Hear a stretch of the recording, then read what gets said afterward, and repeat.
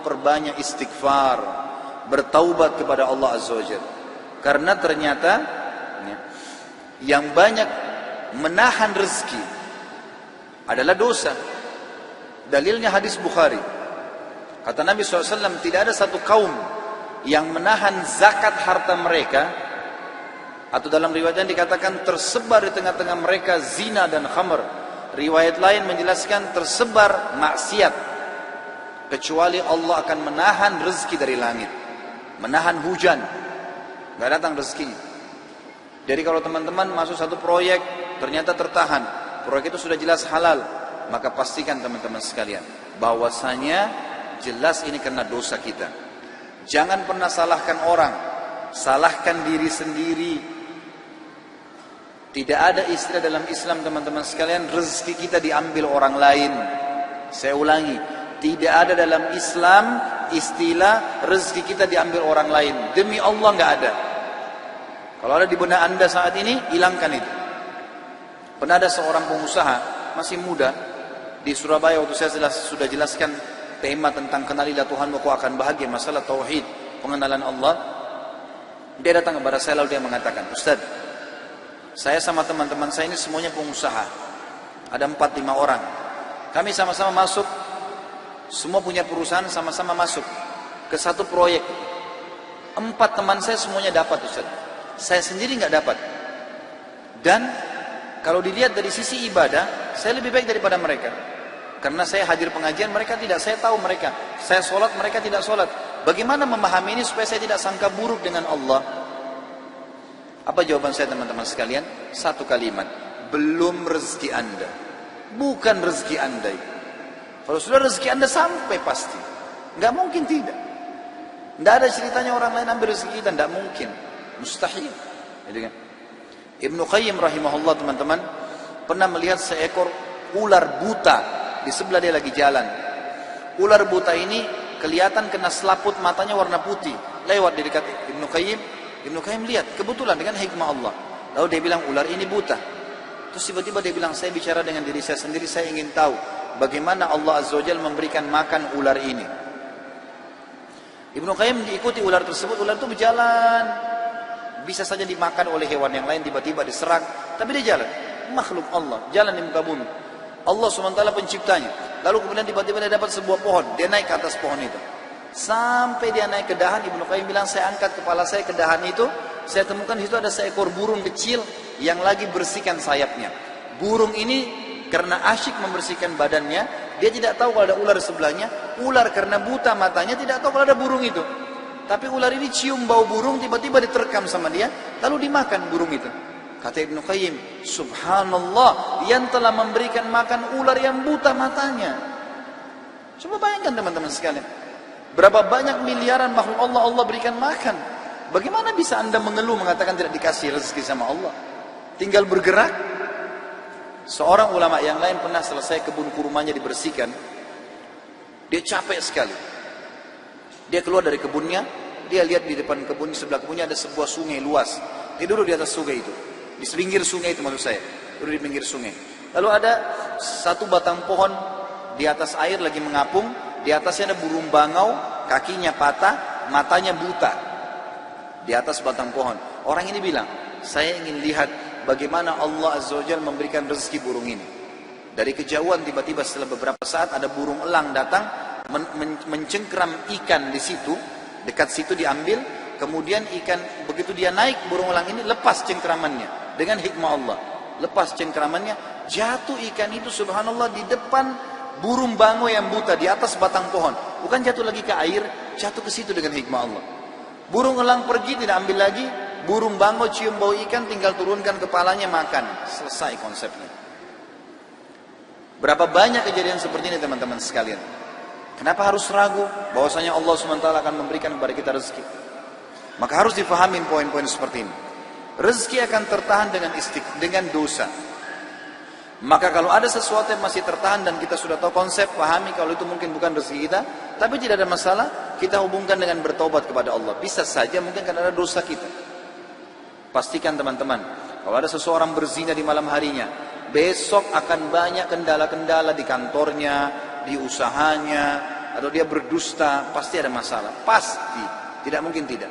Saya yakin teman-teman mungkin punya pengalaman kalau dalam masalah seperti ini. Artinya kalau ada dosa pasti akan nyangkut tuh, ada masalah. Kalau tidak terbuka, mengalir seperti air. Saya temukan ulama-ulama di Saudi, Masya Allah, hidupnya dari pagi sampai malam teman-teman sekalian, semuanya ibadah. Majelis ilmu, dari majelis ilmu ke majelis ilmu, dari masjid ke masjid. Nggak pernah terputus rezekinya. Saya tahu guru saya Syekh Saleh Suhaimi, beliau pengajar di Masjid Nabawi, dan salah satu istri beliau adalah salah satu akhwat kita yang pernah ikut pengajian saya kuliah di Unhas dari daerah Buton. Sekarang sama-sama beliau di Madinah. Sudah lebih dari 10 tahun, Masya Allah, rumah tangganya sudah dikurangin 1 orang anak. Beliau ini buta matanya, subhanallah. Tapi hafal 30 juz Al-Quran. Jadi ulama besar, banyak kitab-kitab yang dihafal oleh beliau. Termasuk orang kayanya Madinah, banyak. Rumahnya di Madinah mewah sekali, besar, gitu kan. Kemudian juga keturunannya banyak. Dia bernikah poligami sampai 4 istri. Buta matanya. Saya pernah datangi rumahnya beliau. Kemudian beliau dari lantai 4 turun. Rumah sekarang sudah berubah, rumah yang lama. Beliau pernah ngontrak satu building besar, ada beberapa rumah. Itu beliau turun dari atas. Dengar saya datang, beliau turun. Tidak dipegang sama siapapun. Buta matanya, turun sendiri dari tangga. Orang turun seperti bukan orang buta, subhanallah. Jalan kemana-mana di Indonesia, saya masukkan, dia bilang sama saya, Khalid, saya mau nginap di hotel, tapi hotel yang bagus. Saya sempat bertanya, dari mana Syekh bisa tahu ini hotel bagus atau enggak ya? Dia minta, saya mau hotel bintang 5. Saya punya kemampuan, saya mau bayar. Saya mau nikmatin. Baiklah. Saya carikan hotel bintang 5 di Jakarta, dapat. Waktu masuk hotel dia bilang, Khalid, pegang saya mau pegang ranjangnya. Demi Allah teman-teman, diraba sama dia ranjangnya. Lemarinya, baik, ini bagus. Dia bisa tahu, saya mau yang ini. Kemudian dibayar sama dia, dinikmatin gitu. Orang buta, subhanallah, bisa Allah bukakan banyak sekali. Tidak mungkin orang yang, saya yakin ini justru karena berkah ilmunya, berkah Al-Quran yang dia hafal, berkah sedekahnya luar biasa. Dia kalau berangkat teman-teman sama ulama-ulama yang lain datang ke Indonesia, adakan daurah pesantren kilat, pasti dia yang bayarin. Dia bayarin hotelnya, dia bayarin makannya, dia yang bersedekah. Dan saya lihat luar biasa rezeki Allah keluarkan gitu. Sampai saya waktu mau bayar kamar hotel dilarang sama dia. Udah dibayar semua kali. Bayar semua dari awal, sudah dibayar semuanya. Jadi saya melihat teman-teman sekalian, orang kalau justru jauh dari dosa-dosa, maka Allah Azza wa Jalla akan bukakan pintu rezeki. Imam-imam Masjid Haram dan banyak ulama-ulama yang lain, semuanya mereka mampu. Allah bukakan. Jadi jangan salah paham teman-teman sekalian. Orang-orang kafir yang sedang antum lihat, yang anda lihat terbuka rezekinya, jangan salah paham. Tidak ada di antara mereka yang murni lepas dari utang. Coba telusurin deh. Mobilnya mewah, tapi utang semuanya. Usahanya banyak, tapi utang semuanya. Berkah dari mana ini? Bukankah pada saat meninggal kemudian disita oleh bank-bank, akhirnya terbengkalai keluarganya? Dan seterusnya. Banyak hal teman-teman sekalian. Oleh karena itu dekatkan diri dengan Allah. Perbanyak istighfar. Bertobat kepada Allah subhanahu wa ta'ala. Maka Allah akan bukakan. Jadi dosa itu seperti teman-teman penyumbat ya. Di saluran air ada penyumbatnya. Kalau kita istighfar, kita sedang menarik sumbatan itu. Airnya jadi lancar nanti. Hasan Basri pernah didatangi oleh 3 orang. Hasan Basri seorang ulama tabi'in yang tadi juga saya sudah sebutkan kisahnya di awal pertemuan kita. Beliau pernah kedatangan 3 orang. 3 orang ini minta nasihat. Karena selalu dia nasihatin orang. Hasan Basri terkenal kalau bicara teman-teman surga, neraka, kematian. Nasihatnya selalu berkisar di situ. Jadi orang merasa imannya bertambah. Ringkas cerita, datang 3 orang ke rumahnya. Yang satu mengatakan, wahai imam, saya sudah lama menikah tidak punya anak. Saya sama istri saya, dibawa istrinya sama dia, udah lama berobat, sudah 10 tahun menikah nggak punya anak. Dan sudah berobat sana sini sama tabib tidak sembuh-sembuh. Apa saran anda? Sudah ikhtiar. Kata Hasan Basri, perbanyak istighfar. Bukan baca ya, perbanyak istighfar. Orang ini pergi. Kemudian masuk orang kedua. Hai imam, saya sudah lama sakit. Di perut saya ini ada penyakit. Sakit, kalau sakit itu luar biasa. Sudah berobat sana sini nggak pernah sembuh. Sudah ikhtiar. Apa saran anda? Kata Hasan Basri, perbanyak istighfar. Lalu yang ketiga mengatakan, masuk orang yang ketiga, wahai imam, saya sudah lama bekerja keras. Tidak pernah kaya seperti fulan. Ditunjuk orang kaya di kampung itu. Maka saran anda apa? Dia bilang perbanyak istighfar. Perbanyak istighfar.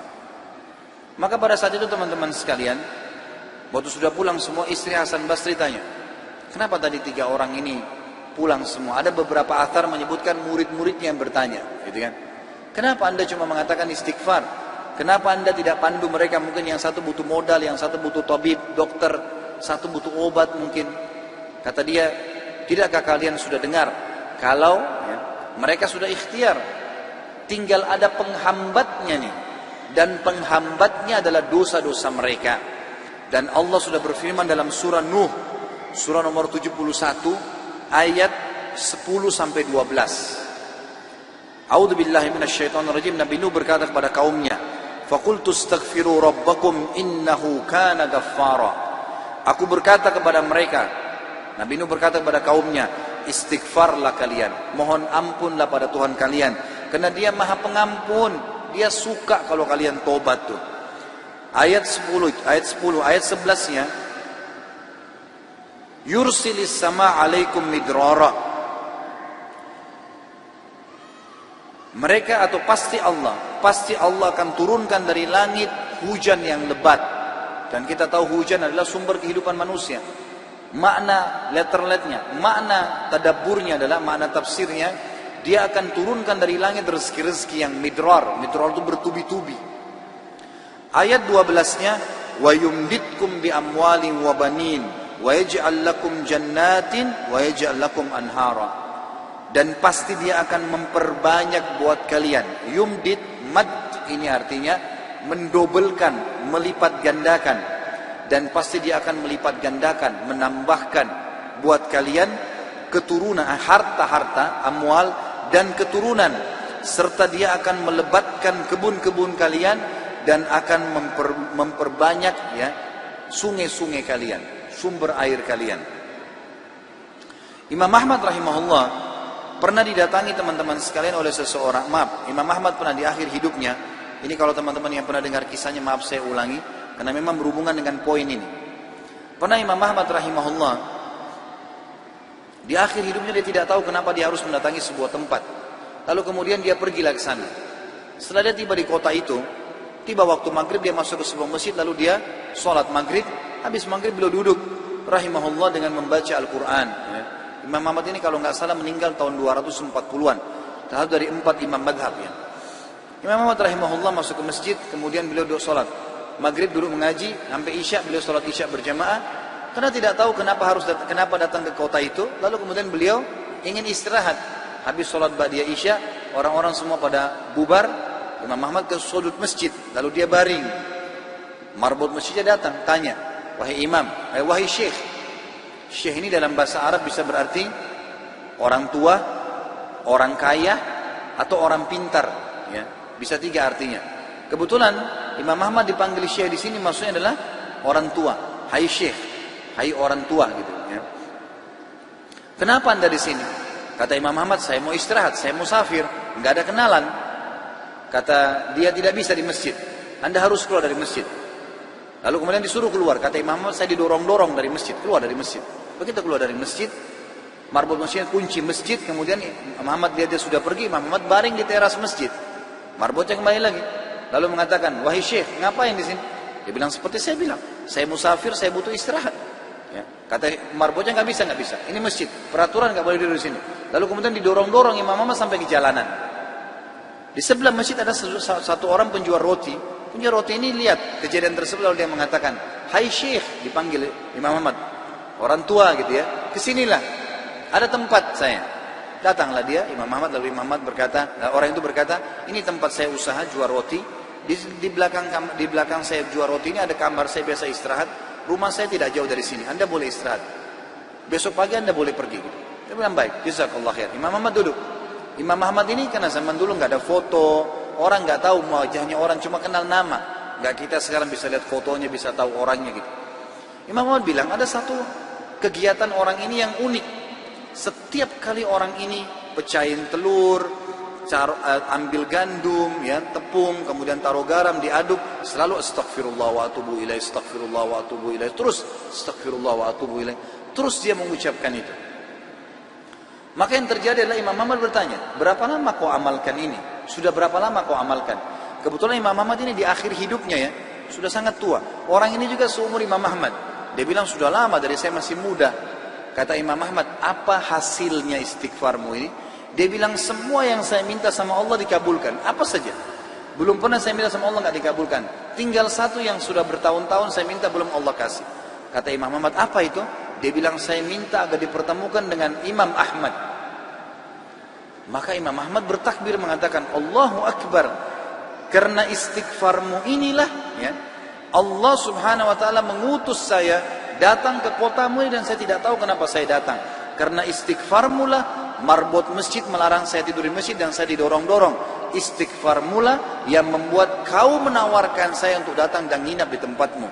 Saya Ahmad bin Hanbal. Allah Azza wa Jal datangkan Imam Ahmad ke rumahnya karena istighfarnya. Ini luar biasa.